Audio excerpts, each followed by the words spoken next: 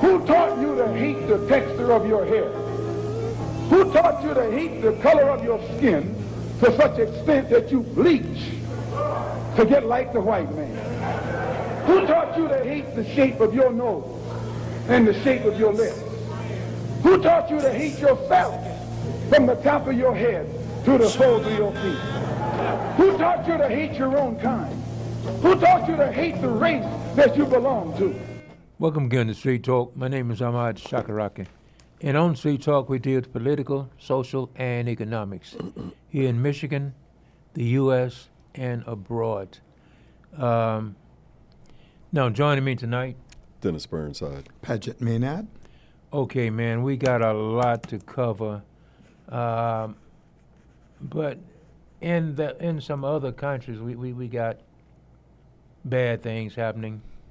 But right now, all the cameras and the news is coming from Israel, and we're gonna spend a few minutes on Israel. Well, the United States just sponsored a resolution, a ceasefire resolution that was passed by the UN. No comment from Hamas or Israel as to whether or not they find it acceptable. Since Hamas doesn't have a vote at the UN, I guess the only relevant party in this case is Israel. But over the weekend, we had a big celebration about 4 Israeli hostages being released at the price of 200 more dead Palestinians. And however they resolve it, this whole thing has to stop. The slaughter has to cease. These human beings have to be left to be free to determine their own destiny, have their own state, and let Netanyahu have his day in court there in Israel, because he was facing the loss of his political career before October 7th, which came at a very convenient time for him. I'll leave it at that. But see, the thing is that at the same time they're talking about, well, we're going to get them both to agree on this and to agree on that. But I'm wondering, just me, where all of these people going to be living at, because they bombing everything, while they're talking about getting both of them to agree on something. Israel bombing everything over there. So that's what irritates me.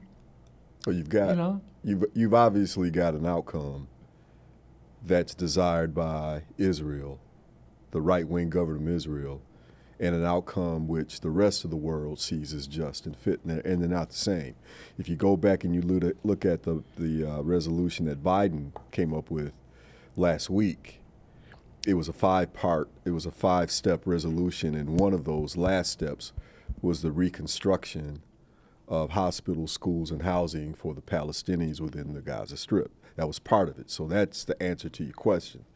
But the bigger question is, will Israel participate in that type of resolution? Will they willingly help rebuild the hospitals that they bombed to powder? But I'm schools, not sure how it's going. But that's the question. The last I heard today is that Israel was in agreement, and they were waiting to hear from Hamas. In fact, the Secretary of State was meeting with Netanyahu today. However, on the UN resolution? Yeah. However, the hardcore right wing in Israel say, no, we're not agreeing to anything. We didn't agree to anything. So we still don't know for sure what is. Well, but the thing, if they agree to something, right now, Israel bombing everything there. Which is why I said at the beginning, it depends on which outcome you believe is in play. The outcome I think is in play, to your point, and you see it from P.D. Wheatstraw, the devil's son-in-law, Jared Kushner. What he said in plain English in front of his right-wing sycophants was that, well, they're not his sycophants, but he said that they want to develop Gaza all this beautiful beachfront property, all this beautiful agriculture land. They are, the right wingers are looking to completely displace or commit genocide on the Palestinian population and take over that land and develop it for the Ashkenazim and the Khazirs of German descent who call themselves Israelis now. And if you go back to the very start of Zionism, of the Zionist movement, what was their saying? From the river to the sea. Yeah. Now, if you say that now, you're anti-Semitic. Yeah. You're not supposed to remember that they were the ones who came up with that phrase. Yeah. So they don't have any plans, Ahmad, to rebuild Gaza and make it safe and livable for the Palestinian people. The plan but you is have to the rest destroy. of the planet. You have the vast majority of the planet saying that what Israel's doing is genocide and it's immoral. Yes. And then you have the United States and a few other Western powers who are backing up the Israeli government because of reasons that I can't understand. But one thing is certain. When this war ends, Netanyahu's political career is over and his freedom may be at stake.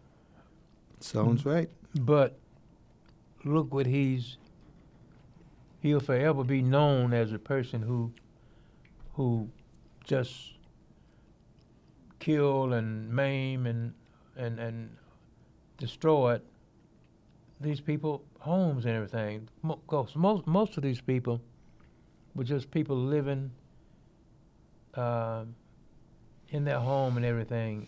And now every place they show is bombed out and everything. The worst part of that, Ahmad, as I see it, is not the fact so much that the houses were destroyed, but when you tell the people to go to this place to be safe, and then you start bombing the people, that is despicable. Yeah.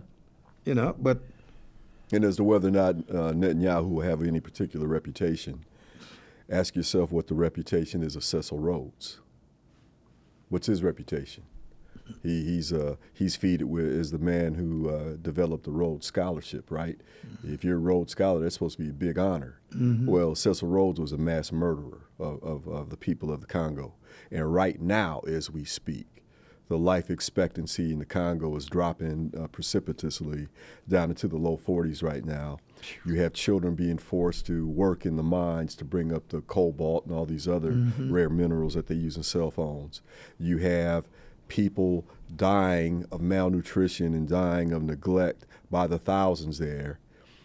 And who's to blame for that? Well, the United States government, the French government, the English government, and you could go on down the list of the colonial powers who have always exploited Africa. And you could ask that same question you ask about Netanyahu. What's the reputation of the United States leaders, or the French leaders, the British leaders, the German leaders, vis-a-vis what's going on in the Congo? It's that old thing about if a tree falls in the forest and no one hears it, did it make a sound? So whatever Netanyahu's reputation is as a result of what he did in Gaza is going to depend on how much of an outcry there is in the popular media now, which is, for worldwide benefit, is TikTok, it's Instagram, it's Facebook. That's what's getting the word out about this abuse, and that's what's going to be necessary for us to also get this word out about what's going on in Africa. Okay. Let's go to something else. You know. All right. Now, Trump is supposed to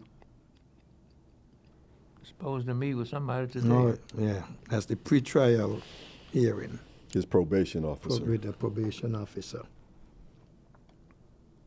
Normally, you go into the office. Okay. Sit and they talk, they question and whatnot.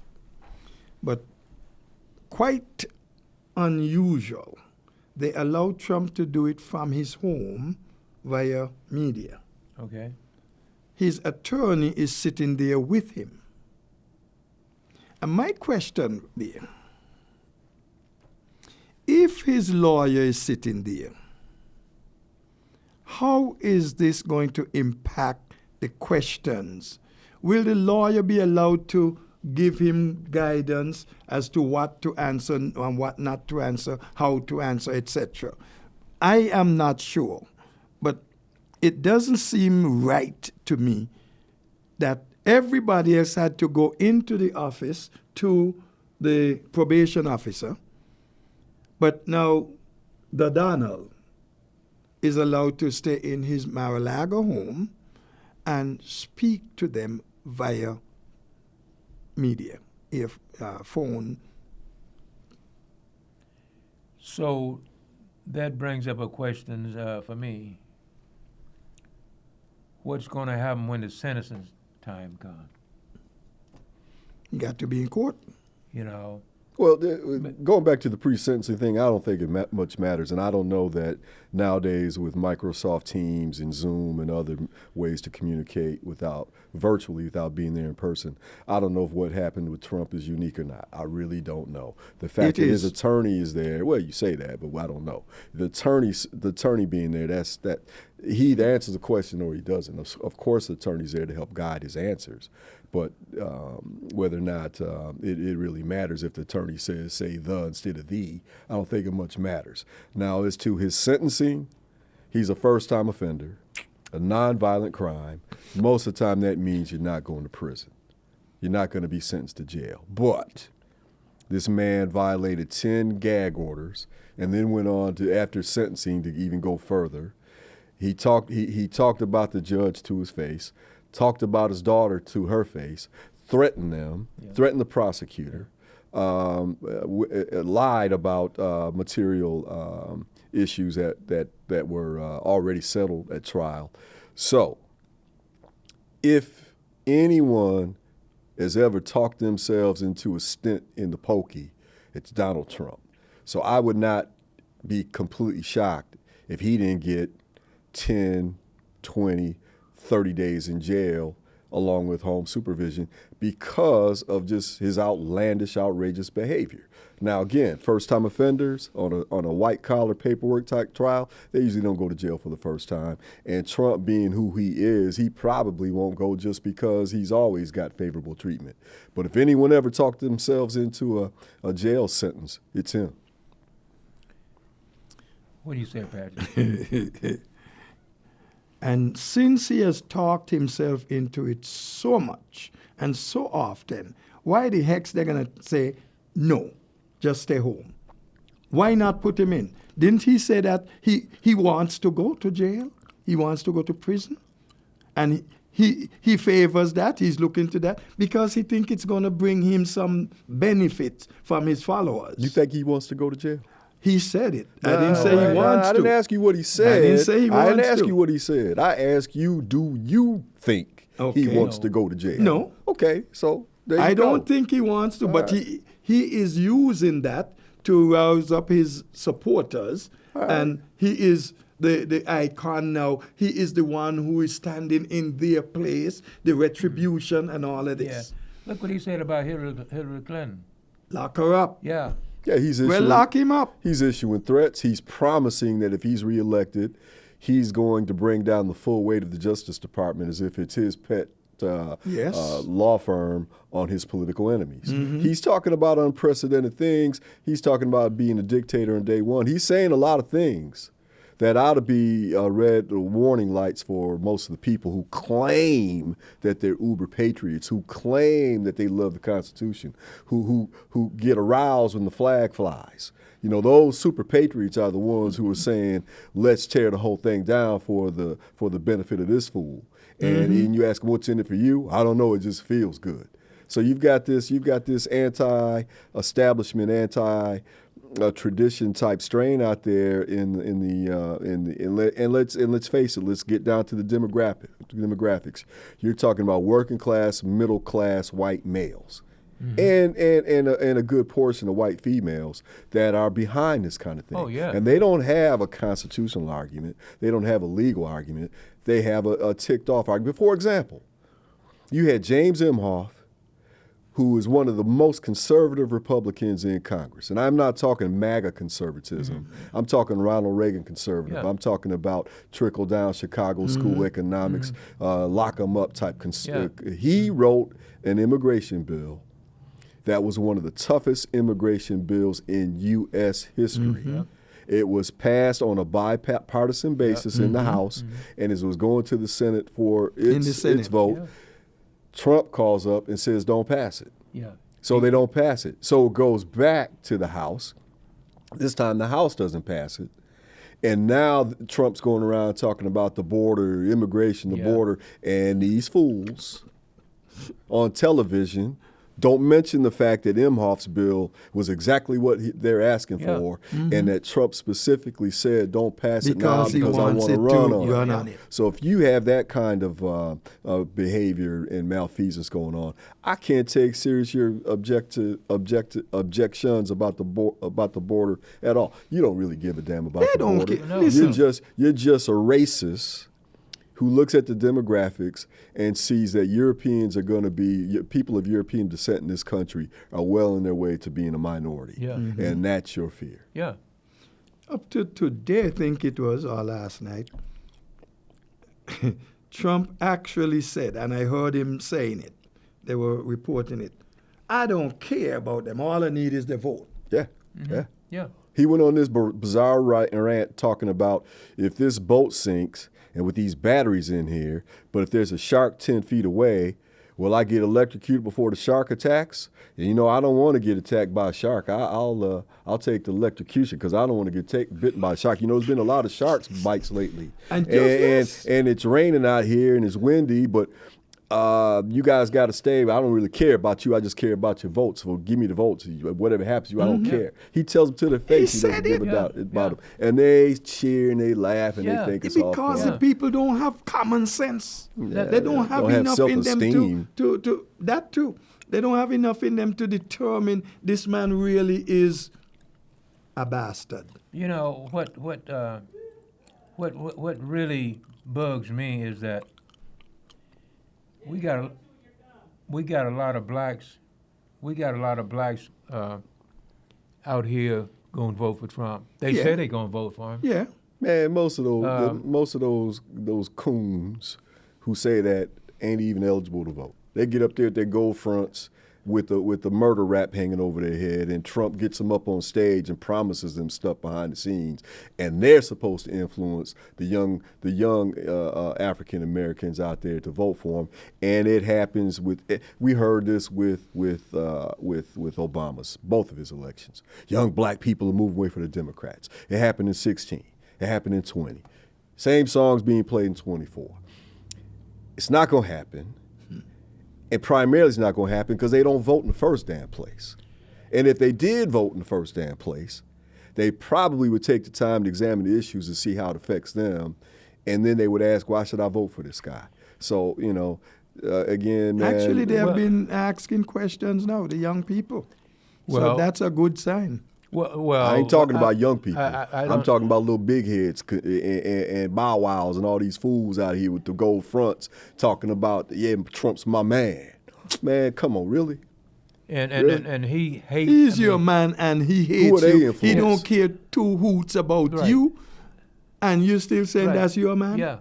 Now, you got some young black people who are pissed at Biden. Yes, that too. And that's because of Gaza. And that's real.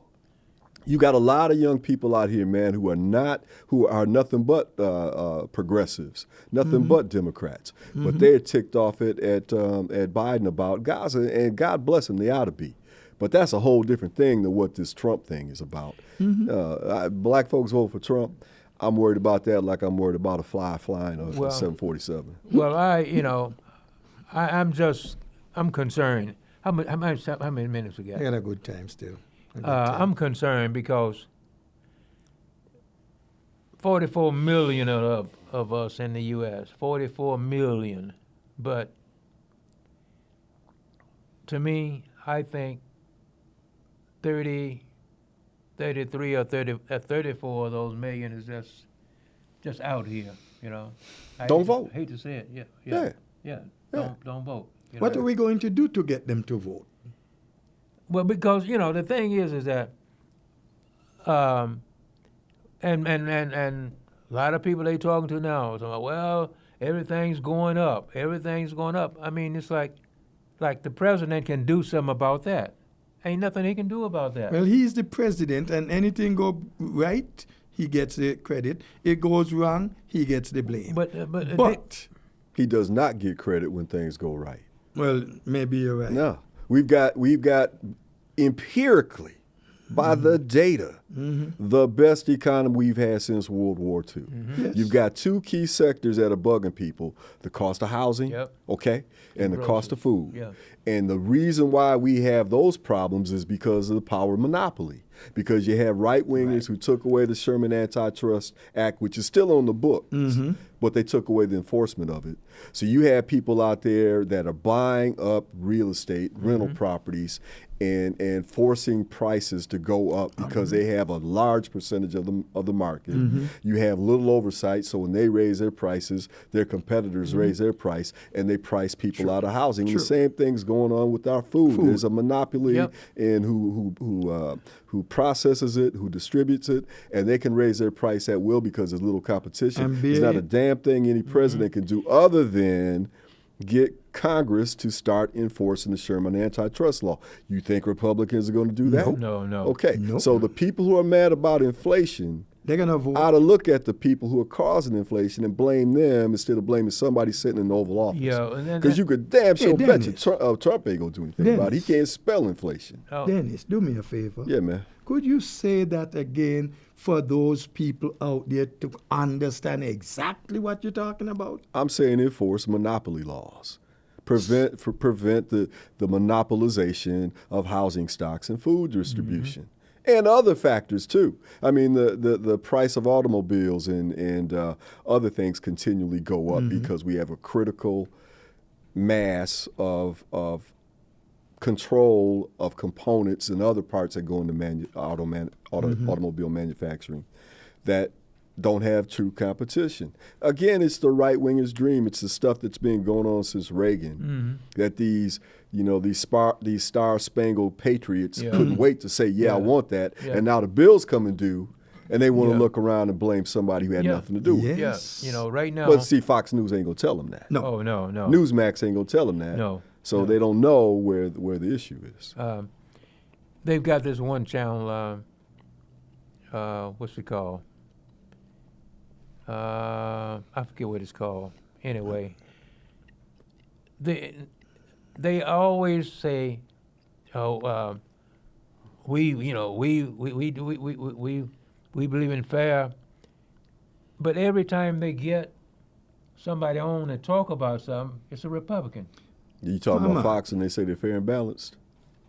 Well, look, man, they're propagandists. That's what they are. They're owned by Rupert Murdoch, who is such a propagandist, they don't even want him in England anymore.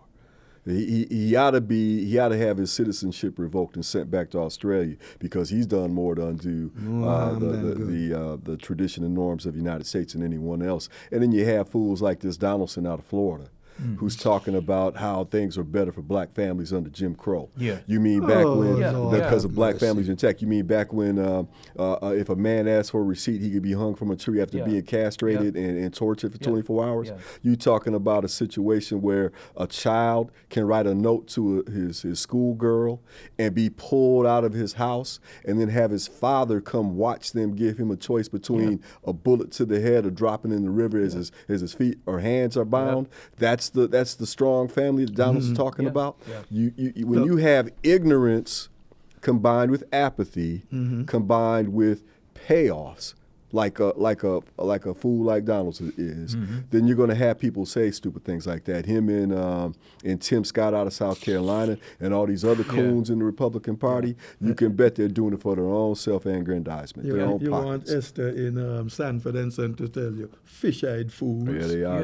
They worse than that. Worse than fish-eyed fools. I won't call it on TV. How many minutes we got? 5. What do you think could change a lot of these people's mind when every time you watch any news they talking about, oh, everything's going up. I mean, the president has nothing to do with that. Their wages are going up. Their employment security is going up. Again, They're not it's seeing the that. best economy we've had since World War II. And yeah, housing and the cost of food is a big issue. But what can you say to people like that? Whatever you say is going to be obviated by what they watch when they turn on Fox News. And they see those professional liars come up there and tell them how horrible it was. Meanwhile, if you go back and you look from 20 to 24, housing prices were continually climbing. The price of food is going through the roof. People are dying by the thousands. We had almost 1 million people die in this country. We had 1 million. We had supermarket shelves bare. We had a horrible economy. We had a horrible living environment. And they want more of that because they're so propagandized. They've somehow been thrown down the memory hole that they can't remember for themselves what happened 4 years ago. But they can remember that their grocery bill is higher this month than it was last month. Let me throw out something. Tell me what you think on it. The cost of food. We don't want the Mexicans and other folks coming in, especially brown folks coming in. Yeah, we do. Yeah, we do. But go ahead. Some of us want it. No, everybody does. We got people who say they don't for votes. Oh, that's true. But we got people who say they don't, but they really do because they're the ones who hire them.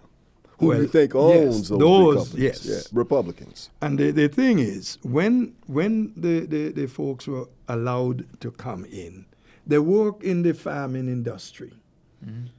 Food was on the table. The cost was lower because they're not paying these guys the same price as they would pay an American. Right. And up to just a few days ago, somebody was talking about, they're coming in taking away the American jobs. The Americans don't want to work there.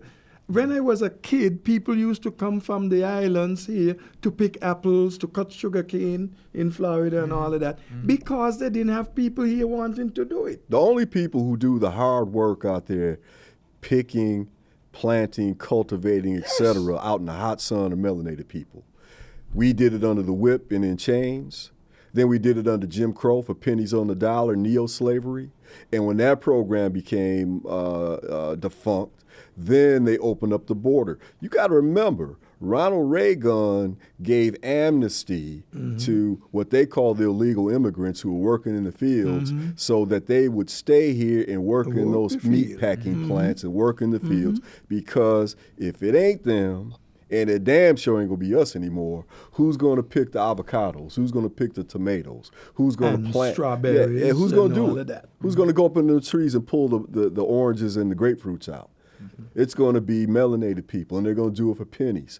And when they're coming across the border and they're coming in here taking jobs that other people won't take, that's fine.